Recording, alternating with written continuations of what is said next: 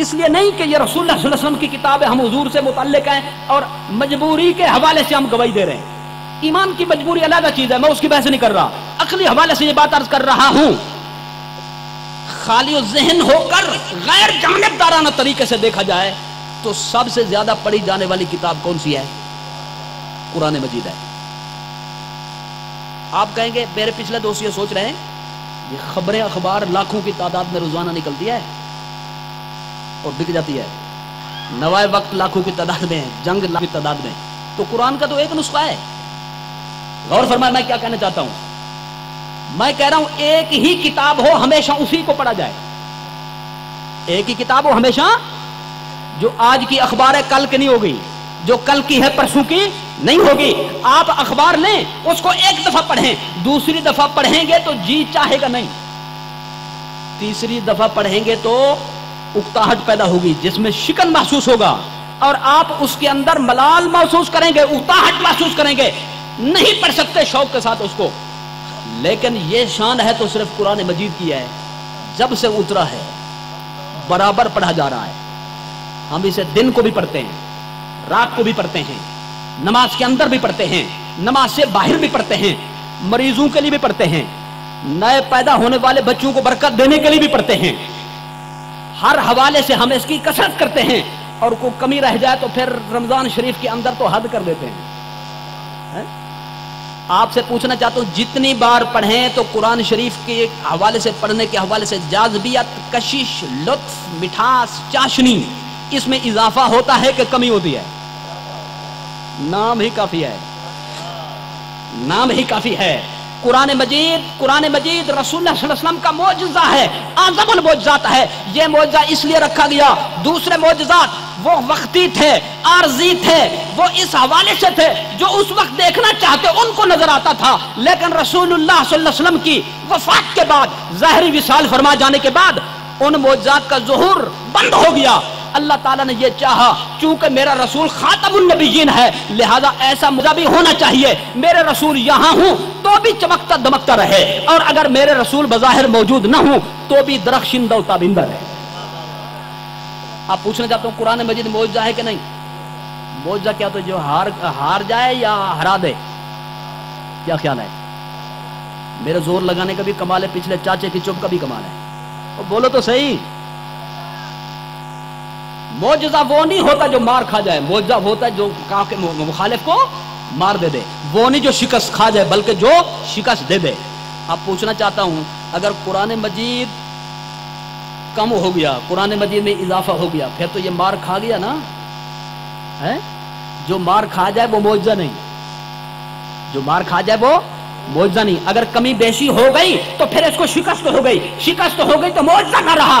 اگر معجزہ مانتے ہو تو تسلیم کرنا پڑے گا یہ وہی قرآن ہے جو اللہ نے اپنے محبوب پر اتارا تھا۔ ایک جملے کی اجازت ہے تھوڑی سی، جس دین پر آپ چلتے ہیں اس کا کیا نام ہے؟ اسلام۔ سارے بولیے کیا ہے؟ ان الدین عند اللہ الاسلام۔ پوچھنا چاہتا ہوں اسلام کامل دین ہے کہ معاذ اللہ ناقص؟ کامل، جو کامل کہتا ہے وہ گواہی دے۔ انسان کے پاس اللہ تعالیٰ نے آخری پیغام کے طور پر جو کتاب نازل فرمائی اسلام کے لائے عمل کے لیے، پوچھنا چاہتا ہوں اسلام کا جو لائے عمل، انسان کے لائے عمل کے طور پر جس کو اتارا، وہ دین کامل ہے کہ ناقص ہے؟ وہ دین کامل ہے۔ کامل دین، کامل قانون کون سا ہوتا ہے؟ جس کا لائے عمل کامل ہو کہ ناقص ہو؟ اور اسلام کی بنیاد کس چیز پر ہے؟ قرآن پر۔ اگر اسلام کامل ہے تو ماننا پڑے گا قرآن بھی کامل ہے، اگر قرآن ناقص ہے تو اسلام کامل نہیں ہو سکتا۔ اسلام کامل اس وقت ہو سکتا ہے جب قرآن کامل ہو۔ الیوم اکملت لکم دینکم واتممت علیکم نعمتی ورضیت لکم الاسلام دینا۔ سب کہہ دیجئے الحمدللہ، الحمدللہ۔ تو ایک جملہ تو میں نے یہ نوٹ کرایا آپ کو اس متعلقہ موضوع کے حوالے سے کہ یہ قرآن مجید وہی قرآن ہے جو اللہ نے اپنے محبوب پر اتارا تھا، اس میں کوئی کمی نہیں، اس میں کوئی بیشی نہیں، اضافہ نہیں، اس میں ترمیم نہیں۔ اچھا ایک بات، ایک جملہ مجھے مزید عرض کرنے دیں، اجازت ہے جناب؟ یہ دو دے رہے ہیں، میں ان کو اکیلے بتا دوں گا بعد میں پچھلوں کا پتہ نہیں کیا حال ہے۔ ہاں جی عرض کر دوں وہ بات؟ اچھا جی یہ بتائیں کہ قرآن مجید جناب یہ صورتیں نکالی گئی معاذ اللہ اور جناب صورتیں اپنی طرف سے شامل کی گئی معاذ اللہ. پوچھنا یہ چاہتا ہوں حیدر کرار کہاں گئے تھے؟ حیدر کرار کہاں گئے تھے؟ کہاں تشریف فرما ہوئے تھے؟ انہوں نے جنگ کیوں نہیں کی؟ ان کے لاڈلے نے تو یزید کے برخلاف اس لیے میدان میں اترنا قبول کیا، اپنے بچوں کو، بھتیجوں کو، اپنے بھانجوں کو، حتیٰ کہ اپنی جان کا نذرانہ پیش کر دینے کو سعادت قرار دیا کہ یزید بعض احکام اسلام کا مخالف اور نافرمان ہو گیا تھا. تو پوچھنا چاہتا ہوں جس کا بیٹا اتنا باوقار ہو، عالی شان ہو، اس کے دل میں قرآن مجید اسلام کے بارے میں اتنی غیرت ہو کہ بعض احکام کو مٹتا ہوا نہ دیکھ سکے، تو حیدر کرار قرآن کو مٹتا ہوا دیکھ کر کیسے خاموش رہ گئے؟ میدان میں کیوں نہیں اترے؟ تو معلومہ مولا علی نے خاموشی اختیار کر کے عملی طور پر یہ فرما دیا میرا قرآن وہی ہے جو ابو بکر کا ہے، میرا قرآن وہی ہے جو فاروق اعظم کا ہے، میرا قرآن وہی ہے جو عثمان غنی کا ہے، میرا قرآن وہی ہے جو صحابہ اکرام کا ہے. اور پھر آپ نے اسی پر بس نہیں کیا کہ صرف خاموشی اختیار کریں اور اجماع سکوتی کا حصہ بن جائے، نہ آپ نے اپنی زبان مبارک سے فرمایا کہ لو ولی تو لعملت بالمصاحف التي عمل بها عثمان رضی اللہ تعالیٰ عنہ. عثمان کے بارے میں کچھ نہ کہو، ما فعل الذي فعل بالمصاحف الا عمل منا، رواہ ابن ابو داود بسند صحیح. مولا علی نے فرمایا حضرت عثمان کے خلاف مصحف شریف کے حوالے سے زبان کھولنے والوں علی کا فرمان سنو. حضرت عثمان نے اس بارے میں جمع قرآن کے حوالے سے جو کچھ کیا ہمارے مشورے سے کیا. اگر میری سلطنت، میری خلافت کا دور ہوتا میں بھی وہی کرتا جو حضرت عثمان نے کیا. تو معلوم ہوا مولا علی کا ووٹ بھی ان کے ساتھ ہے. اب گئے گزرے دور کے حوالے سے ایک بات ذرا سماعت فرمائیں، ایک جملے کی مزید اجازت لینا چاہتا ہوں. یہاں پہ تراویح پڑھتے ہیں؟ حافظ صاحبان ڈرے نہیں، ابھی رمضان شریف جو ہے نا کافی دور ہے. ہاں تراویح پڑھتے ہیں آپ حضرات؟ حافظ صاحب سناتے ہیں، ایک سامع بن جاتا ہے باقی اس کے پیچھے پڑھتے ہیں. پوچھنا چاہتا ہوں ایک آدمی ہو اس میں ویلو، اس کی بالکل ویلیو نہ ہو معاشرے میں، بالکل اس کی کوئی عزت نہ ہو، کوئی وقار نہ ہو، اگر امام صاحب باوقار شخصیت مصلی پر کھڑے ہو کر کہیں الحمدللہ رب العالمین الرحمن الرحیم مالک یوم الدین ایاک نعبد و ایاک نستعین، یعنی زیر زبر کی غلطی کرے، الٹ پلٹ کر دے. پوچھنا چاہتا ہوں تمباکو بیچنے والا عام مسلمان اس غلطی کو معاف کرے گا؟ جو معاف کر دے چپ رہے، جو نہ معاف کرے بول پڑے. معاف کرے گا کوئی مسلمان؟ فوری طور پر نماز کے اندر بول دے گا الحمدللہ رب العالمین، لقمان دے گا، یعنی مولوی صاحب پیچھے پڑھو، دے گا لقمان یا نہیں؟ اور پوچھنا چاہتا ہوں نبی کے صحابہ کی شان کو سمجھنے کی کوشش کرو. آج کا گئے گزرے دور کا ایک عام آدمی جس کو دین سے بھی اتنا شغف نہیں ہے، جب قرآن میں زیر زبر کی غلطی وہ برداشت نہیں کر سکتا، تو کیا خیال ہے جن خوش نصیبوں نے براہ راست مصطفیٰ کے مشکات نبوت سے قرآن کو حاصل کیا، قرآن بدلتا رہا، وہ خاموش کیسے رہ سکتے؟ اور ایک دلیل ایسی دے گا قیامت تک کے لیے دنیا کی کوئی ہستی اس کو توڑ ہی نہیں سکتی. وہ دلیل دکھا دوں آپ کو اور موضوع کو بھی مکمل کر دوں. ہر مسلمان کے ہاتھ میں وہ دلیل موجود ہے. یہ قرآن مجید جو تھا نا، یہ 3 مرتبہ جمع کیا گیا. کتنی مرتبہ؟ 3 مرتبہ. خلاصہ عرض کر رہا ہوں. ایک مرتبہ تو رسول اللہ صلی اللہ علیہ وسلم کے زمانے میں حضور صلی اللہ علیہ وسلم جو بھی سورت اترتی یا آیت اترتی آپ اس کو لکھوا دیتے تھے، اور یہ بھی فرماتے تھے یہ آیت فلاں سورت کی فلاں آیت کے آگے اور فلاں آیت سے پہلے رکھو. رسول اللہ صلی اللہ علیہ وسلم نے سارا قرآن مجید اپنی زندگی پاک میں، ظاہری زندگی پاک میں لکھوا دیا تھا، لیکن وہ متفرق تھا. کیا تھا؟ ایک جگہ پہ جمع نہیں تھا. دوسری دفعہ جمع ہوا فاروق اعظم کے مشورے سے حضرت صدیق اکبر کے دور میں. انہوں نے اس کو یوں کیا کہ سارے قرآن مجید کو انہوں نے یکجا کر دیا. کیا کیا؟ اکٹھا کر دیا. لیکن اس میں یہ تھا کہ آگے جانتے تھے یہ حضرات رسول اللہ صلی اللہ علیہ وسلم کی برکت سے، اللہ تعالیٰ کے الہام سے، الہام ربانی سے، کہ اگر ہم سادے طریقے سے اس کو جمع کر دیں، کوئی معترض زبان اعتراض کھول کر یہ کہہ سکتا ہے کیا خبر انہوں نے اپنی طرف سے ملا دیا ہو. یہ مشورہ ہوا زید بن ثابت تم حضور کی وحی کے کاتب ہو، معتمدین میں سے ہو، رسول اللہ صلی اللہ علیہ وسلم کے شاگرد ہو، نوجوان ہو، پورا قرآن تم نے رسول اللہ صلی اللہ علیہ وسلم سے پڑھا ہے اور تمہیں رسول اللہ کی بارگاہ سے حافظ قرآن ہونے کی سند حاصل ہے، اس کے باوجود کہ تمہیں بھی قرآن یاد ہے، یاد رکھو آیتوں کا مطالبہ کرو، سورتوں کا مطالبہ کرو، جو بھی لے کر آئے 2 گواہ اس سے ضرور لو۔ کتنے گواہ؟ 2 گواہ کہ واقعی یہ چیز حضور صلی اللہ علیہ وسلم نے لکھوائی تھی، قرآن کے طور پر یہ بات حضور نے لکھوائی تھی۔ اس طرح سے پورا قرآن میں جمع ہو گیا، لیکن لغات قریش بھی اس میں شامل تھیں اور دوسرے قبائل عرب جو فصاحت ان کی لغت بھی اس میں شامل تھی، جس کو 7 احرف کہتے ہیں۔ حضرت سیدنا عثمان غنی رضی اللہ تعالیٰ نے یوں کیا کہ اپنے دور میں دوسری لغات، دوسرے طریقے جو تھے پڑھنے کے، ان کو سینوں میں محفوظ کرا دیا اور اسی لغت کو محفوظ رکھا جو امام الانبیاء کی لغت پاک تھی، یعنی لغت قریش پر انہوں نے اس کو محفوظ فرمایا۔ اب یہ 3 دفعہ جمع ہو گیا اور اللہ تعالیٰ نے حضرت فاروق اعظم سے یہ کام لیا اور حضور صلی اللہ علیہ وسلم کے فرمان کے مطابق فاروق اعظم محدث امت ہیں، محدث امت ہیں۔ محدث کس کو کہتے ہیں؟ اللہ کا وہ ولی، وہ مقرب جب کسی مسئلے کے بارے میں سوچے تو اللہ تعالیٰ اس کا حل براہ راست اس کے دل میں ڈال دے۔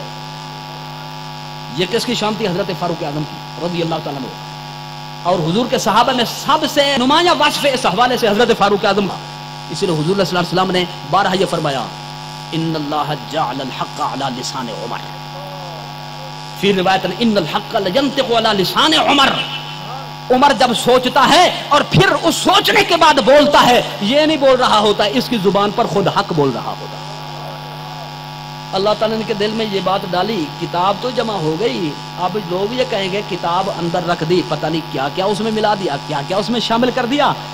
تو رسول اللہ صلی اللہ علیہ وسلم کی مرضی منشا یہ تھی کہ تراویح میری امت پر فرض نہ ہو، تراویح کی جماعت میری امت پر فرض نہ ہو۔ 3 راتیں متفرق راتیں پڑھنے کے بعد حضور نے اس خطرے کے پیش نظر اس کو چھوڑ دیا تھا، لیکن حضور چاہتے تھے تراویح جاری ہو جائے، چاہتے تھے جاری ہو جائے، لیکن یہ بھی چاہتے تھے فرض نہ ہو۔ حضور نے مداومت نہیں فرمائی تاکہ اس کی فرضیت لاگو نہ ہو جائے، امت پر جماعت کے ساتھ پڑھنا فرض نہ قرار پا جائے اور امت کہیں مشقت میں مبتلا نہ ہو جائے۔ حضور علیہ الصلوۃ والسلام نے اس کی جماعت ترک فرما دی، لیکن چاہتے یہ تھے اور ترغیب خود عطا فرمائی، من قام رمضان ایمانا واحتسابا غفر له ما تقدم من ذنبه فی روایت ما تقدم من ذنبه وما تأخر فی روایت خرج من ذنوبه کیوم ولدته امه۔ حضور نے فرمایا جو مسلمان نماز تراویح ادا کرے اگلے پچھلے گناہ تراویح کی برکت سے معاف ہو جاتے ہیں، گناہوں سے بندہ ایسے پاک ہو جاتا ہے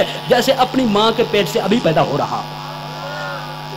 یہ فرمان بتاتا ہے کہ چاہتے تھے حضور تراویح رائج ہونی چاہیے، لیکن جماعت خود ترک فرما دی تاکہ خشیت ان یکتب علیکم، مجھے خطرہ ہو گیا تھا کہیں اس کی جماعت تم پر فرض نہ ہو جائے۔ حضور کی اس منشا کو پورا کیا کس نے؟ مزاج شناس نبوت نے، فاروق اعظم نے۔ رمضان شریف میں لگایا، آپ نے دورہ فرمایا، مسجد شریف میں دیکھا حافظ صاحب آگے ہیں، 2-3 جماعتیں پیچھے ہیں، ایک اور حافظ صاحب آگے ہیں، 10-20 صحابہ کرام پیچھے پڑھ رہے ہیں، تابعین نظام پیچھے پڑھ رہے ہیں، متفرق جماعتیں ہو رہی ہیں۔ آپ نے فرمایا لو جماعت ہؤلاء علی امام واحد، میں اگر ان کو سب کو ایک امام پہ جمع کر دیتا تو کیا ہی اچھا ہوتا۔ آپ نے پھر فیصلہ فرمایا اور اعلان ہو گیا کہ کل سے نماز تراویح اس انداز سے ہوگی، کئی جماعتیں نہیں ہوگی، ایک جماعت ہوگی۔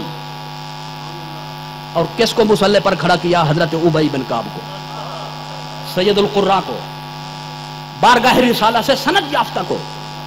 اور دوسری بات حضرت تمیم داری کے متعلق بھی ہے، دوسرے صحابی۔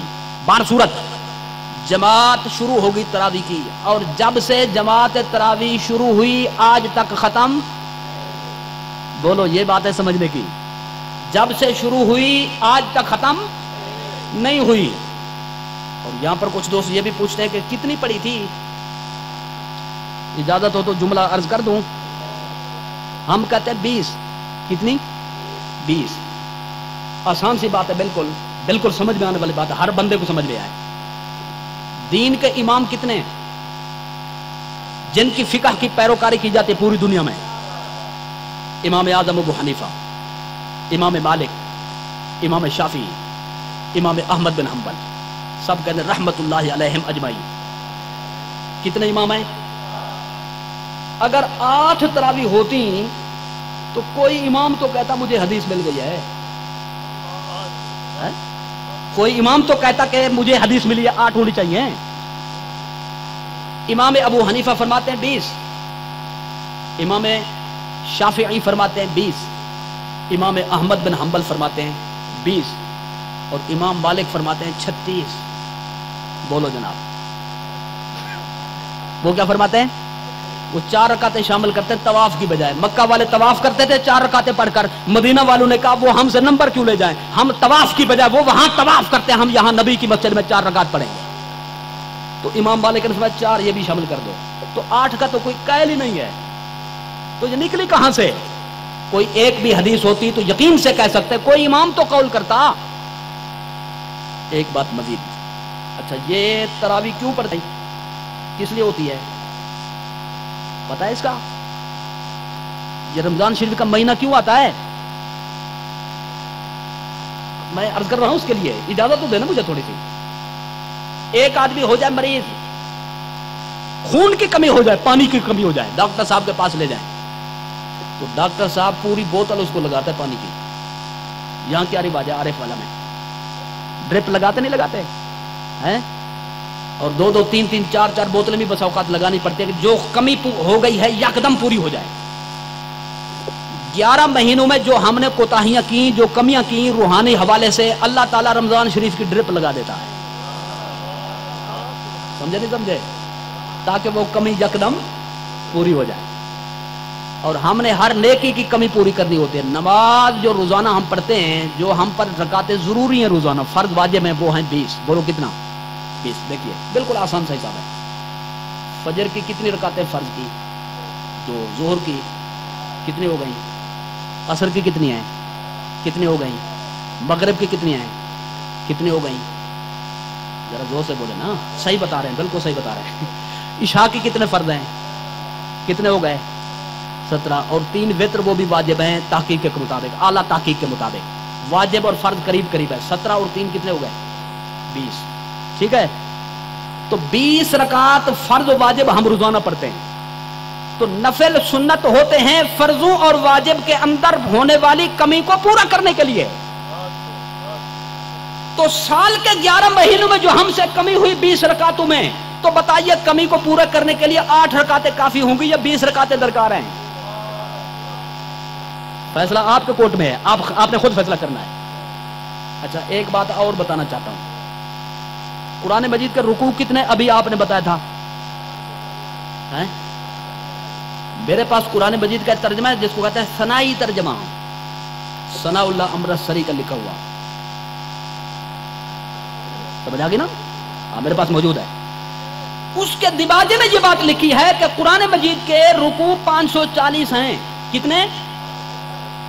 अच्छा ये 520 क्यों नहीं? 560 क्यों नहीं? 570 क्यों नहीं? 600 क्यों नहीं? 300 क्यों नहीं? सुनिए, इस हकीकत से पर्दा उठता है। तरावी पढ़ते थे 20, खत्म शरीफ करते थे 27 को।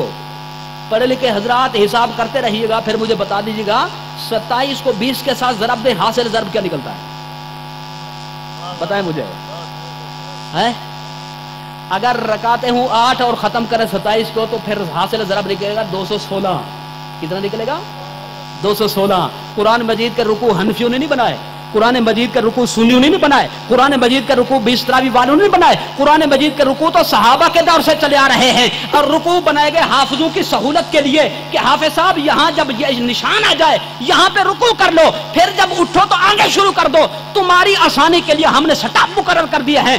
तो ये रुकू बनाए गए हाफिजों की सहूलत के लिए। अगर तरावी 8 रकात होती तो रुकू होते 216, तरावी 20 रकात थी, खत्म शरीफ 27वीं को अमूमन होता था, इसलिए रुकू बने 540। मालूम है जब तक कुरान के रुकू बाकी रहेंगे 20 तरावी की गवाही क़यामत तक बाकी रहेगी। नारे तकबीर, नारे रिसालत, नारा हैदरी, अलहाज अल्लामा मोहम्मद अब्दुल मजीद सईदी खान साहब। अब खुद हिसाब करें भाई, फारूक आजम के दौर से ये तरावी जारी है। बोलो तरावी जारी है। मस्जिद नबवी शरीफ में भी काबा शरीफ में, बोलते क्यों नहीं है, मिस्र में, यमन में, अरब और अजम के अंदर भी, पूरी रूए जमीन पर फारूक आजम के दौर से जब से ये जमात शुरू हुई कभी तरावी बंद नहीं हुई। जब हजरत उबई बिन काब ने मुसल्ले पर खड़े होकर तरावी पढ़े, ईमान से बताओ हजरत फारूक आजम पीछे थे या नहीं थे? हजरत उस्मान गनी पीछे थे या नहीं थे? हजरत मौला अली हैदर कर्रार मुक्तदी बनकर पीछे खड़े हुए थे या नहीं? हसनैन करीमैन इसी कुरान को सुन रहे थे या नहीं? अगर वो कुरान ना होता जो जमा किया गया, इसमें कमी बेशी होती तो मौला अली एतराज करते, हसनैन करीमैन एतराज करते। फारूक आजम ने एक इमाम पर तमाम को जमा करके गवाह बना दिया, ये वही कुरान है जो अल्लाह ने अपने महबूब पर उतारा था, और बराबर से आज तक उसी की तिलावत हो रही है और सारी दुनिया के सारे मुसलमान गवाह हैं उसके। ये अकीदा रखना दीन की बुनियाद ज़रूरियात दीन में से है कि ये कुरान मजीद वही है बयान नहीं जो अल्लाह ने अपने महबूब पर उतारा था, जिसको अल्लाह ने नाजिल किया था। इसमें कोई कमी बेशी नहीं, कोई इजाफा और तरमीम नहीं। जो इसका कायल हो दायरे इस्लाम से खारिज है। अगर टाइम है तो आगे मैं एक बात बताऊं, नहीं है तो फिर मैं वाखिर दामन कह देता हूं, मैं जैसे मर्जी हो जी। अच्छा, अगली बात है सिलसिले की जो अर्ज करना चाहता हूं। कुरान मजीद की जब इतना बड़ी शान है तो अब जरा चंद जुमले इसके फजाइल के हवाले से समाप्त फरमाएं। कुरान मजीद जब हमारे इस्लाम की, हमारे दीन की, हमारे ईमान की बुनियाद है, तो जब तक हम उसके फजाइल न सुने आम अजहान उसकी तरफ रगबत नहीं करेंगे। लिहाजा कल्ले मुन्ना साला कदर उकूलहिम के तहत कुरान की तरफ रगबत लाने के लिए उसके चंद फजाइल का होना जरूरी है। एक बात यह समात फरमाएं, इस वक्त पूरी दुनिया में अल्लाह उसके रसूल के 3 बड़े निशान मौजूद हैं। निशानियां और भी हैं लेकिन बड़े निशान 3 हैं। एक काबतुल्लाह, दूसरा गुंबद खजरा, तीसरा कुरान मजीद। काबतुल्लाह वो देखेगा जिसके पास पैसे होंगे। रोज़े रसूल की जियारत आरिफ वालों में से उनको नसीब होगी जिनके पास टिकट का खर्चा होगा, आने जाने का खर्चा होगा, ज़ाजरा होगा। यानी काबा शरीफ एक शहर में, गुंबद खजरा भी एक शहर में जाएगा, कोई जाएगा। लेकिन कुरान मजीद अल्लाह उसके रसूल का ऐसा निशान आदम है, मक्के में मौजूद, मदीने में मौजूद, यमन में मौजूद, मिस्र में मौजूद, अरब में मौजूद, अजम में मौजूद, मस्जिद में मौजूद, घर में मौजूद, हर सीने के अंदर मौजूद। अगर इसको समझना चाहें, इसका एक हर्फ पढ़ना कितनी नेकियों का बायस है? 10 नेकी। ये आपको पहले मालूम है। वो कौन सी सूरत है एक दफा पढ़े तो 3/4 कुरान का सवाब मिलता है? सूरह इखलास। ये बात भी आपने सुनी हुई है। सूरह कुल या अय्युहल काफिरून एक दफा पढ़े तो 1/4 कुरान के बराबर। अल्हाकुमुत तकासुर को एक दफा पढ़े तो कुरान की 1000 आयतों के बराबर है। इज़ा ज़ुलज़िलतिल अर्दु ज़िलज़ालहा एक दफा पढ़े तो ऐसा है जैसे 15 सिपारे पढ़ लिए हों। सूरह यासीन को एक दफा पढ़े तो ऐसा है जैसे 10 कुरान पढ़ लिए हों। और सरकार ने फरमाया जो मुसलमान 200 मरतबा सूरह इखलास पढ़े 50 साल के गुनाह माफ, सूरह इखलास की बरकत से। और जो मुसलमान अपने बच्चे को कुरान मजीद हिफ्ज कराए और बच्चा निकले कुरान मजीद का हाफिज होने के साथ साथ हामिल कुरान, आमिल कुरान, उसके हलाल को हलाल समझे, हराम को हराम समझे, उसके अहकाम पर पूरी तरह कारबंद हो। हुजूर ने फरमाया उल्बिस वालिदाहु ताजन यौमल क़ियामह दौहु अहसनु मिन दौइ शम्सी फी बुयूतिद दुनिया। हुजूर ने फरमाया अल्लाह ताला क़यामत के दिन उस बच्चे के मुसलमान वाले बहन की हौसला अफजाई इस तरह से कराएगा।